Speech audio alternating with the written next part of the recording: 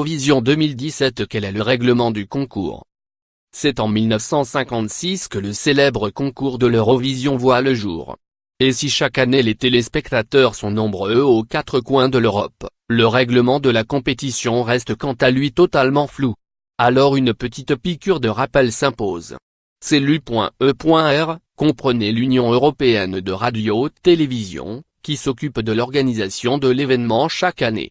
Et afin que l'U.E.R sélectionne une chanson qui pourra concourir à l'Eurovision, cette dernière doit être totalement inédite et ne pas dépasser les 3 minutes.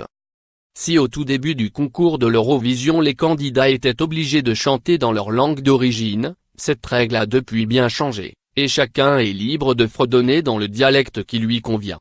Les artistes ne peuvent pas être plus de 6 sur scène, et ces derniers doivent être âgés de 16 ans minimum au moment de la demi-finale. Le règlement en ce qui concerne le comptage des points a quant à lui changé en 2016. Dorénavant, le jury attribue des points aux 10 pays dont il a préféré la prestation. Les téléspectateurs des 4 coins de l'Europe et de leur côté feront exactement la même chose. De plus, nos confrères de Pure Média ont apporté la précision suivante, dans l'hypothèse, peu probable, où le top 10 du jury et le top 10 des téléspectateurs soient complètement différents. Un pays pourrait ainsi récompenser 20 titres et plus seulement 10. Par ailleurs, peu importe le vote du jury, la chanson préférée du public récoltera elle aussi 12 points. À la fin de l'émission, le présentateur donnera le nombre de points attribués à chaque chanson dans l'ordre croissant, afin que le grand gagnant soit annoncé à la fin. Par Nathalie Salmeron.